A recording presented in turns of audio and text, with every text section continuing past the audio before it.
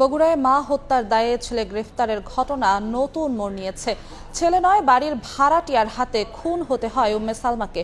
অভিযুক্ত মাবিয়া ও তার দুই সহযোগীকে গ্রেফতারের পর এমন চাঞ্চল্যকর তথ্য জানিয়েছে পুলিশ।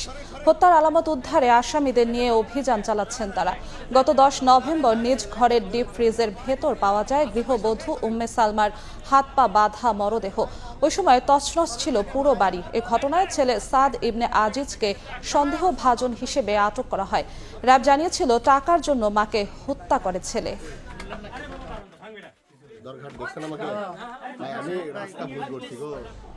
এই মুহূর্তে বগুড়ার দুপচাচিয়ায় পুলিশের অভিযানে আছেন রিপোর্টার আব্দুল আওয়াল। সরাসরি যাচ্ছি তার কাছে।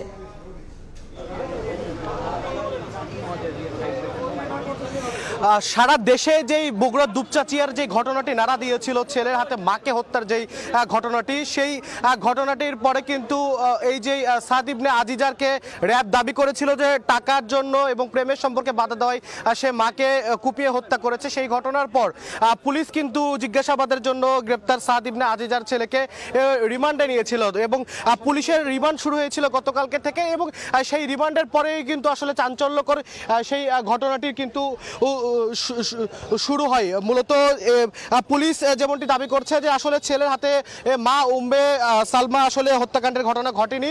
মূলত যে উম্মে সালমা গৃহবধূ, তাদের যে 4তলা বাড়ি বগুড়া দুপচাচিয়া এলাকার আর জয়পুর পাড়ায়, সেই জয়পুর পাড়ায় 4তলা বাড়িতে এই যে মাবিয়া নামের এক মহিলা ভাড়া থাকতেন। তিনি ওই বাড়িতে বাড়ি ভাড়া নিয়ে অনৈতিক কার্যক্রম চালাতেন এবং সেই বিষয়টি আসলে এই যে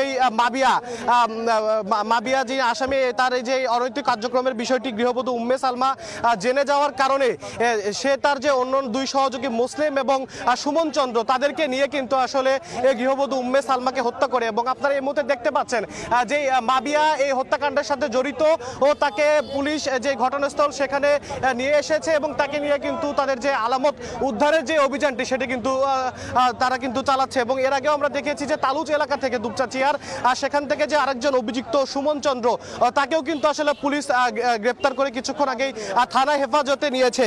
মূলত মায়ের হাতে সন্তানের হাতে মা হত্যার যেই নৃশংস যে ঘটনা, যেটি সারা দেশের মানুষকে, বিশ্বকে নাড়া দিয়েছিল, ও সেই ঘটনাটির পরেই এই যে সাদ ইবনে আজিজার তাকে রিমান্ডে নেওয়ার পরেই কিন্তু আসলে পুলিশের রিমান্ডে কিন্তু চাঞ্চল্যকর তথ্য চলে আসে। পুলিশ যেমনটি বলছে, সাদ ইবনে আজিজারকে রিমান্ডে নেওয়ার পরে সে মূলত জানিয়েছে যে আইন শৃঙ্খলা বাহিনী র্যাব তাকে হেফাজতে নিয়ে যে স্বীকারোক্তি দিয়েছিল এটি বল প্রয়োগ করে এবং পরবর্তীতে পুলিশ তথ্য প্রযুক্তি এবং ঘটনা প্রবাহ বিশ্লেষণ করে কিন্তু এই যে মূল রহস্য সেটি কিন্তু উদ্ঘাটন করেছে।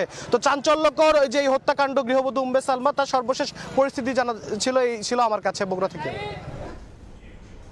বগুড়া থেকে সরাসরি যুক্ত হয়েছিলেন সহকর্মী আব্দুল আওয়াল।